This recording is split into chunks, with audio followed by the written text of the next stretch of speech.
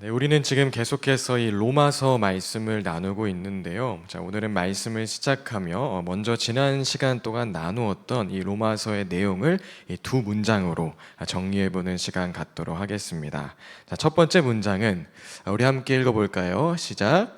하나님의 의가 예수 그리스도를 통해 나타났다. 네, 첫째 문장은 하나님의 의가 예수 그리스도를 통해 나타났다라는 것입니다. 창세기에서 아브라함에게 세상 모든 민족이 너의 자손의 덕을 입어서 복을 받게 될 것이다 라고 말씀하신 하나님의 약속이 이 아브라함의 자손인 예수 그리스도를 통하여 성취되었다는 것이죠. 하나님께서 아브라함과 맺으신 언약이 성취되기 위해서는 이 세상 모든 민족이 하나님의 백성 되기 위해서는 사람이 지은 죄에 대한 값이 해결되어야 하고 또 한 분 하나님 아래에서 하나 되지 못하게 만드는 이 모든 죄의 뿌리, 그 교만의 문제가 해결되어야 하는데, 하나님께서는 예수 그리스도를 이 땅에 보내시고 예수 그리스도를 십자가에 죽게 하심으로써 이 모든 문제를 해결하신 것이죠. 자, 다음으로 지금까지 나눈 로마서의 내용을 정리하는 두 번째 문장은 함께 읽겠습니다. 시작. 믿음이 하나님의 신실하심에 응답하는 유일한 조건이다. 네, 믿음이 하나님의 신실하심에 응답하는 유일한 조건이다 라는 것입니다. 자, 우리를 하나님의 백성 삼으시겠다 말씀하신 하나님의 약속은 이 율법과 상관없이 우리의 자격 조건과 관계없이 하나님의 신실하심만으로 지켜졌습니다. 그렇기 때문에 인간편에서 이와 같은 하나님의 구원 사역에 응답할 수 있는 유일한 방법은 믿음뿐인 것이죠. 자, 그리고 이 믿음이 생기기 위해서는 앞서 나눈 복음이 이 믿을 만한 소식임을 깨달아야 하고, 이 복음이 믿을 만한 소식으로 들리기 위해서는 먼저 내가 복음이 필요한, 맞습니다, 죄인임을 깨달아야 합니다. 자, 그래서 바울은 우리가 지난주에 살펴본 바와 같이 하나님의 의가 예수 그리스도를 통해 나타났다라고 선포하고 나서 먼저는 이 죄에 대하여 길게 이야기한 후에 죄로 인한 완전한 절망에 이른 자들에게 그러나 이제는으로 시작되는 로마서 3장 21절의 말씀으로 다시 한번 복음을 선포하며 이 믿음의 원리를 소개하는 구조로 이 로마서를 작성했던 것이죠. 자, 지금 서두에 나눈 이 하나님의 의가 예수 그리스도를 통해 나타났다. 그리고 우리는 이 복음을 믿음으로 말미암아 의롭게 된다는 이 두 문장은 로마서의 핵심 축이자 또 복음에 있어서 아주 중요한 문장이기 때문에 앞으로 로마서를 나누는 기간 동안에도 여러분 꼭 기억하셨으면 좋겠습니다. 자, 그런데 지금까지 나눈 바와 같이 이 복음의 메시지는 모두를 차별 없이 대우하시는 하나님의 그 은혜의 선포임에도 불구하고, 자, 이와 같은 메시지가 유대인들에게는 조금 불편한 메시지로 들릴 수밖에 없었습니다. 자, 왜냐하면 이 할례와 율법을 통해 하나님 백성의 정체성을 지켜온 유대인들에게 믿음만을 통하여 의롭게 된다는 바울의 말은 자신들의 수고와 헌신을 무시하는 말, 그 자존심 상하는 말로 들릴 수밖에 없었기 때문이죠.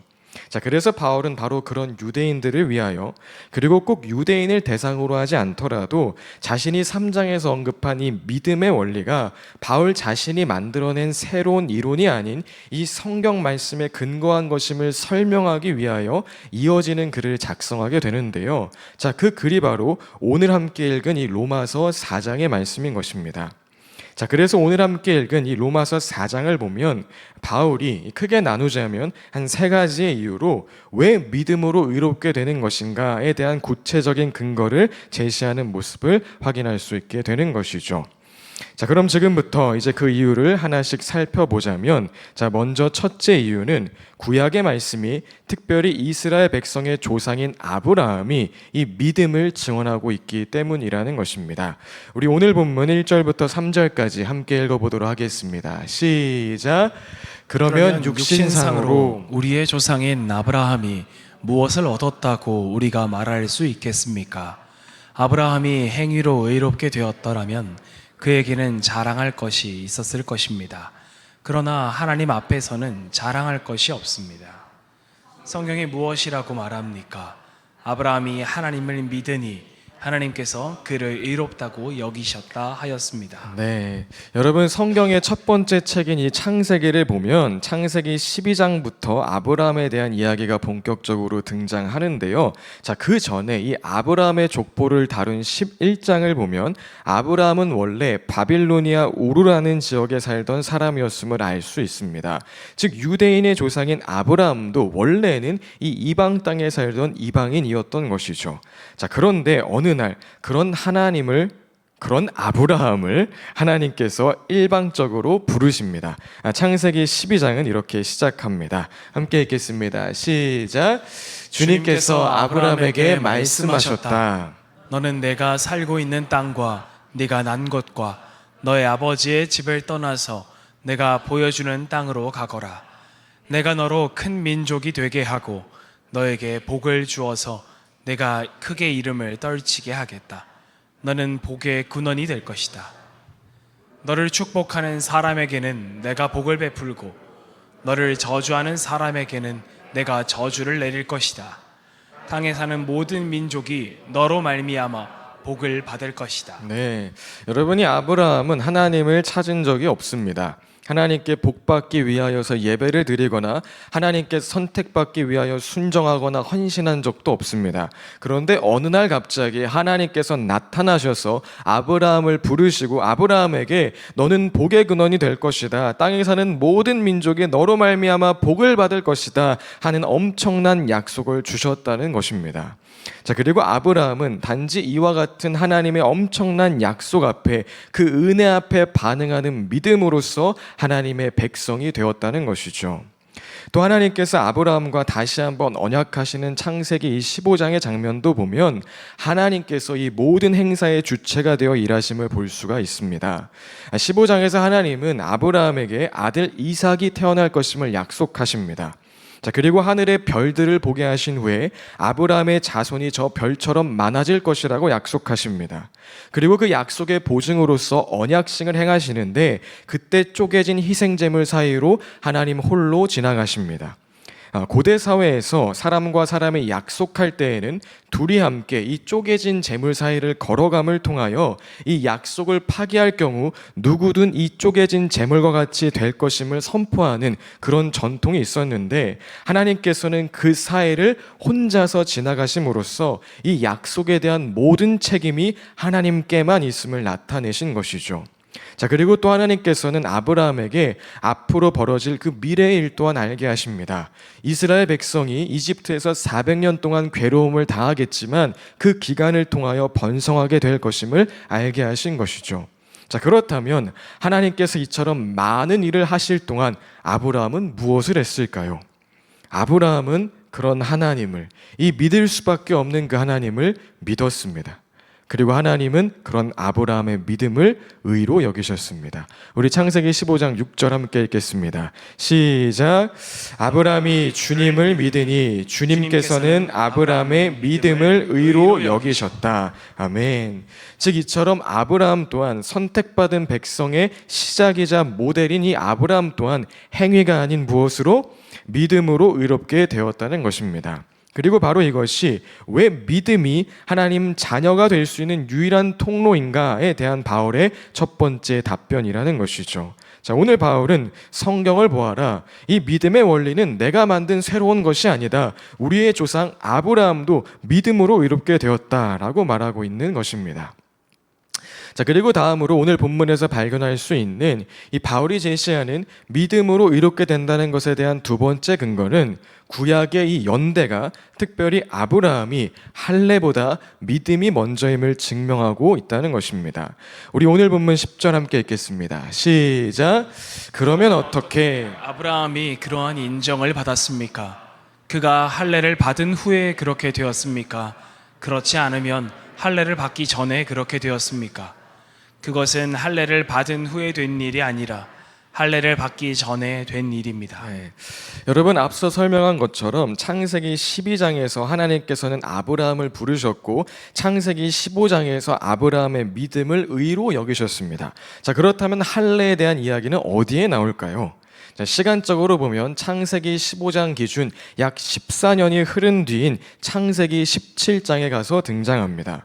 즉 유대인 중에는 할례가 구원의 조건인 것처럼 말하는 이들이 있었지만, 자, 오늘 바울은 지금 이와 같은 성경의 연대, 이 말씀을 근거로 하여서 아니다, 성경 말씀은 분명 하나님께서 할례 이전에 이 아브라함의 믿음을 보시고 아브라함을 의롭다 하셨다고 기록하고 있다. 따라서 믿음으로 의롭게 되는 것이 성경적인 관점이다 라고 말하고 있는 것입니다. 자, 그렇다면 하나님께서 할례는 대체 왜 명령하신 것일까요? 이에 대해 바울은 다음과 같이 답합니다. 11절 함께 읽겠습니다. 시작. 아브라함이 할례라는 표를 받았는데 그것은 그가 할례를 받지 않은 상태에서 이미 얻은 믿음의 의를 확증하는 것이었습니다. 네, 전에 결혼 반지로 비유를 들었던 것처럼 바울은 할례는 이 구원을 확증하는 표시로서, 구원의 조건이 아닌 이미 얻은 믿음의 의를 확증하는 표시로서 하나님께서 명령하신 것이라고 설명하고 있는 것이죠. 자, 즉 이처럼 구약 말씀의 연대가 구원의 문제에 있어 할례보다 믿음이 먼저임을 증명하고 있고, 할례는 그 후에 이루어진 믿음의 의를 확증하는 하나의 표시일 뿐임을 말하고 있기 때문에, 자, 오직 믿음이 성경을 근거로 한 구원의 통로가 된다는 것입니다. 그리고 이것이 바로 바울이 제시한 믿음으로 의롭게 된다는 것에 대한 두 번째 근거, 이유인 것이죠. 자, 그리고 마지막으로 오늘 본문에서 발견할 수 있는 믿음으로 의롭게 된다는 것에 대한 세 번째 이유는, 이 만약 율법을 구원의 조건으로 제시하게 될 경우 하나님의 약속이 파괴되는 모순이 생길 수밖에 없기 때문이라는 것입니다. 우리 로마서 4장 13절부터 15절까지 함께 읽겠습니다. 시작. 아브라함이나 그 자손에게 주신 하나님의 약속, 곧 그들이 세상을 물려받을 상속자가 되리라는 것은 율법으로 말미암은 것이 아니라 믿음의 의로 말미암은 것입니다.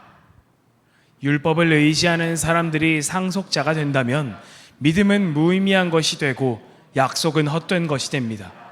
율법은 진노를 불러옵니다. 율법이 없는 곳에는 범법도 없습니다. 네, 이 말씀을 조금 풀어 설명하자면, 지금 바울은 하나님이 하나님의 존재를 걸고 우리를 당신의 백성 삼으시겠다고 약속하셨는데, 그 조건이 율법이라면 우리는 이미 율법 앞에 실패했기 때문에 하나님은 약속을 지키지 못한 하나님이 되는 것입니다. 율법을 구원의 조건으로 말하면 우리는 하나님을 신실하지 못한 하나님이라고 말해야 합니다 라고 말하고 있는 것이죠. 즉 지금까지 나눈 내용처럼 오늘 바울은 이 로마서 4장을 통해 믿음으로 의롭게 된다는 말은 자신이 만들어낸 새로운 아이디어가 아니라 성경적으로 논리적으로 검증된 진리임을 구체적으로 입증한 것입니다. 또 만약 이 말씀이 이 믿음을 불편하게 여기는 유대인들을 향한 것이라면, 바울은 오늘 그들에게 이 하나님의 말씀을 근거로 하여서 아브라함을 보아라, 구약의 연대를 보아라, 그리고 논리적으로 한번 생각해 보아라. 우리가 하나님의 백성 되는 것은 할례와 율법을 통한 것이 아닌 오직 믿음을 통한 것이다. 이는 하나님의 말씀에 반하는 것이 아니라 오히려 충실한 것이다 라고 말한 것이죠. 여러분, 가족의 모습을 한번 생각을 해볼까요? 자, 우리 모두 누군가의 이 가족일 텐데요. 여러분은 어떻게 그 집안 사람, 가족이 되셨습니까? 자, 물론 우리가 그 집에서 태어났기 때문이기도 하겠지만, 조금 철학적으로 생각해보면 이 또한 은혜와 믿음 때문임을 알게 됩니다. 부모님이 서로 사랑함으로 우리 모두가 존재하게 되었고, 부모님께서 우리를 어딘가로 보내지 않고 이 아이를 책임지고 기르겠다 결정하심으로써 우리 모두 그 집안에서의 아들과 딸로 성장할 수 있게 되었고, 또 이와 같은 불강력적인 은혜 앞에 우리 또한 당신이 진짜 내 아빠야? 진짜 엄마야? 를 묻지 않고 이분이 나의 부모님이구나 를 믿음으로써 한 가족이 되었다는 것이죠. 자, 그리고 그렇게 한 가족으로 살게 되면 시간이 지남에 따라 가정 안에는 무엇이 생깁니까? 가정에 규칙들이 생기죠. 10시 전에 집에 들어와라, 게임은 1시간만 해라, 뭐 이런 가정 규칙들이 생겨나게 되는 것입니다. 자, 그런데 살다 보면 자녀들이 그 규칙을 어기는 날이 반드시 있죠. 자, 그렇다면 여러분, 그 즉시 호적 팔어 갑니까? 너는 우리 집안의 규칙을 지키지 않았으니까 더 이상 나의 아들이다, 딸이다 라고 말할 수 없다 라고 합니까? 그렇지 않죠. 그런 기준이라면 여기 모인 우리 모두 가족이 없어야 할 것입니다. 자, 그럼 왜 규칙을 지키지 않아도 여전히 자녀이고 가족인 것입니까? 이 규칙이 자녀됨의 조건이 아니기 때문이죠. 물론 규칙을 잘 지키면 칭찬받고 못 지키면 야단맞고야 하겠지만 우리가 자녀된 것은 규칙 때문이 아닌 이 앞서 말한 부모의 조건 없는 은혜와 사랑, 그리고 그에 대한 응답으로서의 믿음, 즉 이와 같은 신비적인 사건으로 이루어진 것이기 때문에 규칙을 지키지 못했다는 것 따위가 호적을 파기할 수는 없다는 것입니다. 그리고 바로 이와 같은 이야기가 오늘 본문에서 바울이 전하고 있는 이야기인 것이죠. 바울은 오늘 할례 및 율법을 폐기해야 된다고 말하는 것이 아니라 적어도 하나님 백성이 되는 것, 의롭게 되는 것에는 성경적으로 봤을 때, 논리적으로 생각해 볼 때 믿음 말고 그 무엇도 낄 자리가 없다는 것을 지금 말하고 있는 것입니다. 우리 오늘 본문 16절 말씀 함께 읽겠습니다. 시작. 이런 까닭에 이 약속은 믿음에 근거한 것입니다. 그것은 하나님께서 아브라함에게 이 약속을 은혜로 주셔서 이것을 그의 모든 후손에게도 곧 율법으로 사는 사람들에게만이 아니라 아브라함이 지닌 믿음으로 사는 사람들에게도 보장하시려는 것입니다. 아브라함은 우리 모두의 조상입니다. 아멘. 사랑하는 여러분, 이 유대인이나 유대인 입장에서는 이방인인 우리나 여자나 남자나 가난한 자나 부유한 자나 오직 차별 없는 믿음으로 하나님의 백성 되는 것은 이 아브라함의 시대부터 오늘에 이르기까지 일관되게 선포된 진리라는 것을 꼭 기억하시고, 이 믿음의 무엇인가를 덧붙이려고 하는 모든 시도를, 심지어는 구원에 이르는 이 믿음조차를 행위화하려고 하는 모든 시도를 말씀에 근거하여 단호하게 거부하시길 바랍니다. 자, 그리고 이제 이 말씀을 오늘날 우리의 삶에 적용해 보자면, 여러분, 서두에 이 바울이 믿음으로 의롭게 된다라고 한 말을 유대인들은 달갑지 않게 여겼을 것이다 라고 이야기를 했었는데요. 자, 오늘날에도 사실 이 은혜에 대한 이야기, 믿음에 대한 이야기는 너무나 아름다운 이야기면서 동시에 불편한 이야기이기도 합니다. 특별히 저와 같은 목회자, 교회 30년씩 섬긴 장로님, 권사님, 집사님들, 교회 생활에 잔뼈가 굵은 사람들이 듣기 싫어하는 이야기일 때가 많죠. 자, 왜 그럴까요? 믿음은 교회 30년 봉사하고 섬긴 사람이나 어제 침례받은 사람이나 똑같다고 말하기 때문입니다. 즉 믿음은 모두를 하나님 앞에 평등하게 만들기 때문에 내가 하나님을 위해 내가 남들보다 더 수고하고 순종하고 헌신했다 생각하는 사람일수록 믿음을 말하면서도 이 믿음의 원리를 불편하게 여기게 되는 것이죠. 자, 그래서 교회가 오직 은혜로 오직 믿음으로 우리 모두 하나님의 백성 되었다고 선포는 하지만 정작 이 메시지가 함의하는 바를 진지하게 받아들이는 것은 싫어하는 것이고, 그래서 차별이 없어야 하는 교회 안에 여전히도 눈에 보이고 보이지 않는 차별과 계급이 너무나도 많이 존재하는 것입니다. 너와 내가 그리스도 안에서 한 가족임을, 똑같음을 인정하지 않으려고 하는 시도들, 저 사람이 잘났다, 이 사람은 못났다 하는 수많은 기준들과 장치들이 존재한다는 것이죠. 자, 혹 여러분 안에도 믿음으로 의롭게 된다는 이 말이 불편하게 여겨지는 그런 마음이 있진 않으십니까?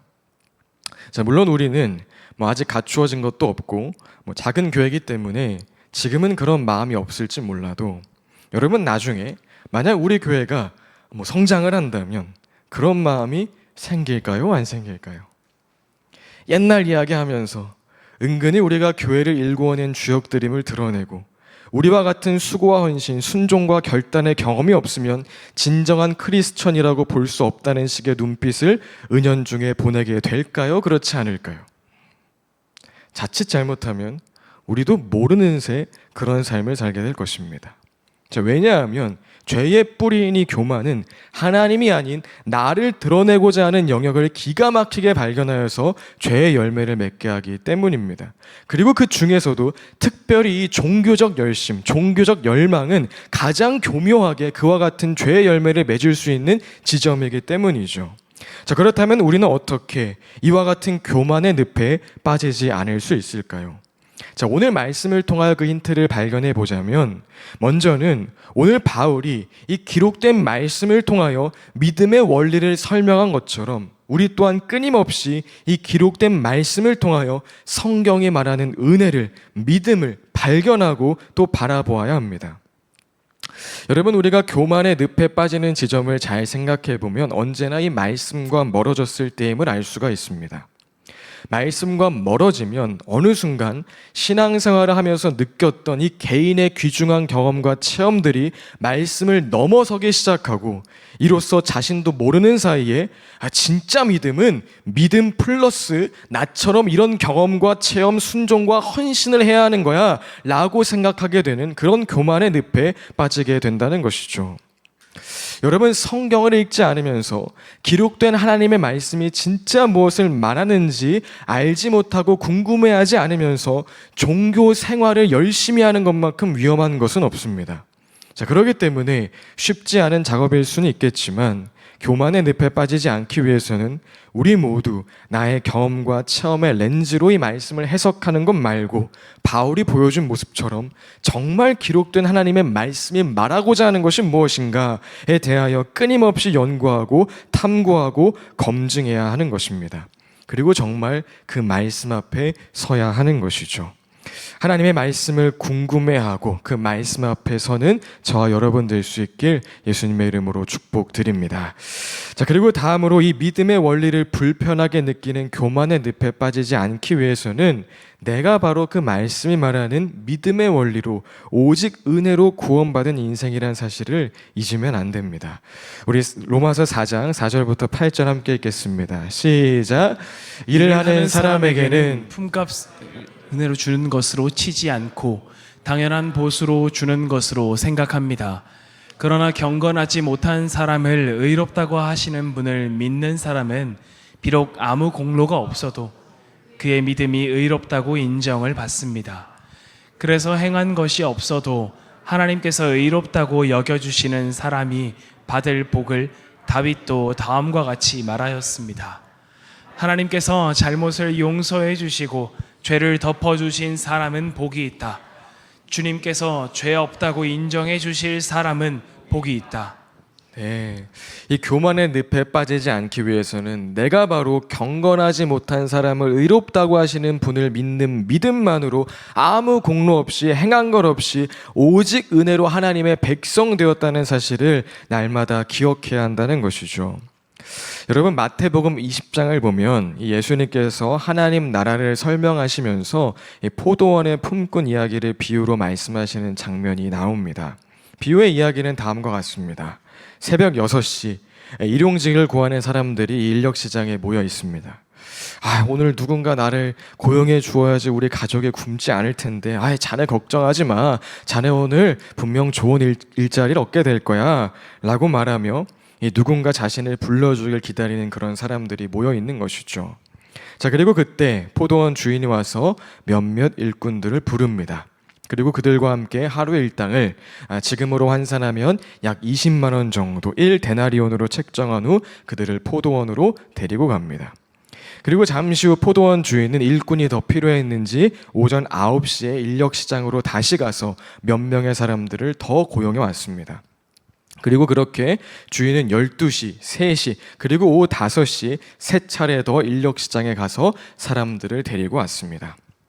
그리고 나서 오후 6시에 이제 모든 일이 끝나고 나서 정산 시간이 되었습니다. 먼저 가장 늦게 오후 5시에 와서 1시간 일한 사람이 정산을 받습니다. 여러분, 얼마를 받았을까요? 하루 일당인 20만 원을 받았습니다. 자, 그렇다면 그 순간 그 모습을 본 사람들은, 특별히 가장 일찍 왔던 사람들은 어떤 생각을 하게 되었을까요? 야, 1시간 일한 사람도 20만 원 받았으면 나는 적어도 한 50만 원 이상은 받겠구나 라는 생각을 했을 것입니다. 자, 그런데 어떤 결과가 펼쳐졌을까요?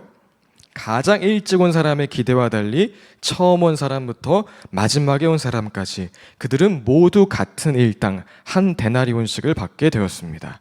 우리 10절 말씀 함께 읽겠습니다. 시작. 그런데 맨 처음에 와서 일을 한 사람들은 은근히 좀 더 받으려니 하고 생각하였는데 그들도 한 데나리온씩 받았다. 네, 그렇다면 맨 처음에 와서 일한 사람들은 그들의 기대와 달리 한 데나리온씩을 받게 되었을 때 어떤 반응을 보이게 되었을까요? 투덜거리기 시작했습니다. 마태복음 20장 15절에 나오는 거슬리다는 말의 어원처럼 그들은 주인을 악한 눈으로 악하게 바라보기 시작했습니다. 자, 그렇다면 이들은 왜 이 자신들을 거두어준 주인을 악한 주인으로까지 여기게 된 것일까요? 자, 표면적으로는 억울하기 때문이겠죠. 자신들은 아침 일찍부터 일했고 마지막에 온 사람은 1시간만 일했는데 같은 대우를 해주는 것이 불공정하다고 여겨졌기 때문일 것입니다. 우리 11절 12절 함께 읽겠습니다. 시작. 그들은 받고 나서 주인에게 투덜거리며 말하였다. 마지막에 온 이 사람들은 1시간밖에 일하지 않았는데도 찌는 더위 속에서 온종일 수고한 우리들과 똑같이 대우하였습니다. 네. 자, 그렇다면 이들은 왜 이와 같은 마음을 품게 되었을까요? 자, 그것은 먼저 이기적이기 때문입니다.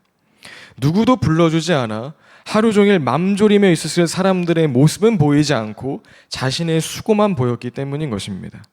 아침 일찍부터 일자리를 얻어 의기양양한 모습으로 나가는 사람들의 그 뒷모습을 바라보며 상심하고 괴로워했을 사람들의 모습은 보이지 않고 오직 자신의 땀만 보였기 때문에 지금까지 땀 흘린 자신과 그들이 생각할 때 하루 종일 인력 시장에 편안하게 앉아있기만 했던 저 사람을 똑같이 대우하는 주인은 불공정하고 나쁜 주인이라고 생각하게 된 것이죠. 자, 그렇다면 이들은 왜 이토록 자기밖에 모르는 이기적인 마음을 갖게 된 것일까요?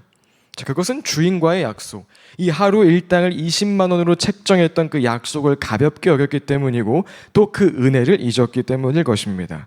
우리 이어지는 13절부터 15절까지 함께 읽겠습니다. 시작. 그러자 주인이 그들 가운데 한 사람에게 말하기를 이보시오, 나는 당신을 부당하게 대한 것이 아니오. 당신은 한 데나리온으로 나와 합의하죠. 당신은 품삯이나 받아가지고 돌아가시오. 당신에게 주는 것과 똑같이 내 것을 가지고 내 뜻대로 할 수 없다는 말이오. 내가 후하기 때문에 그것이 당신 눈에 거슬리오 하였다. 네. 주인과 이렇게 한 데나리온으로 계약했다는 사실과 오늘 내가 이 자리에 있게 해준 것이 은혜임을 잊었기 때문에 자신도 자신을 선택해준 이 주인이 아니었다면 인력시장에서 하루 종일 마음을 졸이고 있어야 했고 경우에 따라 빈손으로 집으로 돌아가야 했을 처지였다는 것을 잊었기 때문에 맨 처음에 와서 일한 사람들은 수고하고 땀 흘린 자신의 모습만을 주목하게 되었고 이로 인해 모두에게 은혜를 베푸시는 주인을 악한 주인으로 여기게 되는 단계까지 이르게 되었다는 것입니다. 여러분, 만약 이 종이 주인과의 약속을 중요하게 여기고 자신을 선택해준 그 은혜를 기억했다면 어떻게 되었을까요? 자신의 수고와 노력보다는 이후 영겁 후 인력시장에 나가 일꾼을 데리고 오는 주인의 너그러움과 그 은혜에 감동하게 되었을 것입니다. 오후 5시까지 일자리를 구하지 못해서 전전긍긍해하고 불안해하던 이들까지 먹이시고 입히시는 그 은혜에 감동하게 되었을 것입니다. 그리고 오히려 주인님, 아직 30분이나 남았는데 오늘 빈손으로 돌아가야 할 사람이 아직 남아있을지도 모르니 한 번만 더 인력시장에 갔다 와 주시면 안 되겠습니까? 라고 주인에게 부탁했을지도 모릅니다. 자, 그러나 오늘 예화 속의 종은 주인과의 약속을 또 주인의 은혜를 기억하지 못했기 때문에 나의 수고로움, 나의 땀, 그 나의 노력만을 주목했기 때문에 은혜를 베푸시는 주인을 도리어 악하게 여기는 그 교만의 자리에 서게 되었던 것이죠. 여러분, 바울 당시의 유대인들처럼 이 비유 속의 일꾼처럼 오늘날 우리 또한 마찬가지입니다. 정말 하나님의 말씀이 무엇을 말하고 있는지 알지 못하면, 나를 향한 그 하나님의 은혜를 기억하지 못하면 어느 순간 내 수고, 내 헌신, 내 체험만을 주목하는 이기적인 신앙생활을 하게 될 것입니다. 그리고 그 순간부터 너는 3시에 왔고 넌 5시에 왔지? 그러면 너랑 나랑은 같은 레벨일 수 없어 라고 말하며 그렇게 급을 나누고 차별하는 삶, 동일한 은혜를 베푸시는 하나님을 악한 하나님으로 여기는 삶을 살게 될 것입니다. 자, 그렇기 때문에 우리가 이와 같은 무서운 교만의 늪에 빠지지 않기 위해서는 하나님께서 우리에게 하신 약속이 무엇인지, 정말 말씀이 무엇을 말하고자 하는 것인지를 알아야 하고 그 말씀을 중요하게 여겨야 하는 것이고, 그리고 내가 받은 은혜가 어떠한 은혜인지를 날마다 기억해야 한다는 것이죠. 사랑하는 여러분, 기록된 말씀 앞에 살고 우리에게 부어진 그 은혜 안에 살아감으로 인하여서 이 믿음으로 의롭게 된다는 진리를 누리고 이 복음을 전하고 또 이 복음을 주신 그 은혜의 하나님을 찬양하는 삶 살아가시길 예수님의 이름으로 축복드립니다. 말씀을 정리합니다. 이 믿음으로 의롭게 된다는 것은 바울 그 한 사람의 머리에서 나온 새로운 아이디어가 아니라 성경적으로 논리적으로 검증된 진리입니다. 자, 그런데 이 믿음으로 의롭게 된다는 말은 너무나 아름다운 진리이면서 동시에 누군가에게는 반갑지 않은 진리일 수 있습니다. 할례와 율법으로 하나님 백성의 정체성을 지키기 위해 노력했던 유대인들, 아침부터 열심히 일한 일꾼들, 하나님을 위해 내가 애쓰고 수고했다고 생각하는 신앙인들에게는 불공평한 이야기처럼 들릴 수 있다는 것이죠. 따라서 우리는 언제나 내 기준이 아니라, 내 관점이 아니라 하나님의 말씀이 무엇을 말하고 있는지 주목하고 그 말씀을 중요하게 여겨야 하는 것입니다. 그리고 내가 바로 하나님의 말씀이 말하는 그 은혜 받은 자임을, 믿음으로 의롭게 된 자임을 기억해야 하는 것이죠. 다시 한번 이 기록된 말씀을 중요하게 여기고 그 은혜를 기억함으로써 믿음으로 모두를 그리스도 안에 하나 되게 하시는 그 하나님의 크신 은혜를 찬양하는 우리 모든 토부 공동체 여러분 될 수 있길 예수님의 이름으로 축복드립니다. 이 시간 우리 충분한 은혜 함께 찬양하겠습니다. 여러분, 하나님의 은혜는 부족함 없는 충분한 은혜입니다. 그 은혜의 깊이와 넓이를 더욱 누려가는 여러분 되시길 예수님의 이름으로 축복드립니다. 세상은 계속해서 학교로 급을 나누고 재력으로 급을 나누고 외모로 급을 나누고 수많은 자격과 조건으로 급을 나누지만 하나님은 급을 나누지 않으십니다. 모두에게 동일하게 너는 나의 사랑하는 자녀다 라고 말씀하십니다. 이 놀라운 진리 앞으로 나오는 저와 여러분 될 수 있길 바랍니다. 오늘 말씀을 준비하면서 옛날에 수업 시간에 경험했던 일이 생각이 났어요. 예전에 수업 시간에 이렇게 토론 비슷한 걸 하는데 이제 한 사람이 상대방을 향한 적대감을 품고 교수님에게 상대 어떠한 진영에 대한 적대감을 품고 교수님께 이렇게 질문했어요. 교수님, 예수 믿어야 천국 가죠? 마치 이제 치트키 같은 질문을 한 거죠. 근데 이제 그 의도가 있잖아요. 그러니까 진짜 그걸 묻는 게 아니라 상대편들을 뭔가 자기가 생각할 때 이 지옥 자식들을 지옥으로 몰아넣겠다는 생각으로 그 질문을 던진 거예요. 그때 교수님께서 참 지혜로운 답변을 하셨어요. 지옥에 가겠죠? 그러시면서 이렇게 얘기하시는 거예요. 그런데 학생, 당신이 진짜 예수 믿고 천국 갔다고 생각을 해보자. 정말 예수님의 그 은혜를 받고 하나님 나라 갔다고 생각해보자. 지옥 가 있는 사람들을 보면서 아유, 그때부터 알아봤다. 저 꼴 좋다. 하나님 찬양합니다. 으이구 저 자식들. 이렇게 할까요? 아니면 하나님, 나도 100% 은혜로 구원받았는데 저 사람도 좀 살려주시면 안 되겠습니까? 그렇게 할까요? 라고 이렇게 되려 질문을 하시는 거예요. 그래서 그 친구는 깨갱 하고 이제 이렇게 됐는데, 참 중요한 메시지, 제 인생에도 박힌 메시지이기도 합니다. 하나님의 은혜가 무엇일까요? 하나님의 사랑이 무엇일까요? 나 옳고 너 틀리다, 내가 살고 너 죽는다 라고 말하는 그 세상의 원리를 뒤집어 버리는 것이 하나님의 사랑 아닙니까? 그걸 강화하는 게 은혜가 아닙니다. 오히려 그걸 뒤집어 버리는 게 은혜입니다. 그래서 구약에 보면 정말 우리 예수님을 예표하는 모델이라고 할 수 있는 모세 또한 이스라엘 백성들이 죄 가운데 빠졌을 때 뭐라고 이야기하죠? 아휴, 꼴 좋다, 다 죽어라 이러나요? 아니죠. 하나님, 내 이름을 생명책에 지우시더라도 이들 살려주세요 라고 이야기하죠. 이게 은혜를 아는 자의 고백인 것입니다. 그리고 예수님 어떻게 하시죠? 야, 나 이렇게 의롭고 깨끗하고 죄 하나 없다 자랑하고 다니셨나요? 아니요. 본인이 죄 많은 인생 구원하시기 위하여 죽으셨어요. 그러니까 기독교가 전하는 메시지는 여러분 단순하지 않습니다. 매우 급진적입니다. 단순하게 이 죄 많은 세상 너 예수 믿고 구원 열차 타고 하늘나라 가라, 이 지구는 이제 썩어 문드러진다, 이런 거 아니에요. 정말 급진적인 은혜의 메시지를 우리에게 던지고 있습니다. 또 하나 생각해 볼까요, 여러분? 설교 중에 나누었던 마태복음의 이야기, 이 이야기를 들으면 부당하다는 생각이 들죠. 아침 6시부터 열심히 일했는데 어떻게 똑같은 금액을 줘? 그 부당한 생각이 든다는 거 뭐 크게 이상한 거 아닙니다. 근데 여러분, 현대 우리 입장에서 이야기하자면 대상에 대한 이입을 잘못하셨습니다. 우리는 6시에 온 사람이 아니에요. 우리는 다 5시에 온 사람이에요. 그 사실을 잊으면 안 됩니다. 역사적으로 봐도 그래요. 이스라엘 백성들 하나님께서 수천 년 전에 선택하셨고요. 약 2026년 전에 예수 그리스도 보내셔서 이스라엘 땅에서 그 구원의 신실하심을 선포하셨고요.